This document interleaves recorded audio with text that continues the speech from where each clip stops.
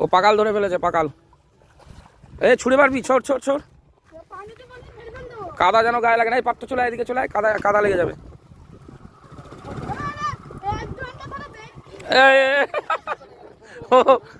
কোথায় গেল রে, কোথায় গেল? যা রে, কষ্ট করে বেচারা ধরলো। পেয়েছিস? ওই তো পেয়ে গেছে। দেখি কিরকম সাইজ।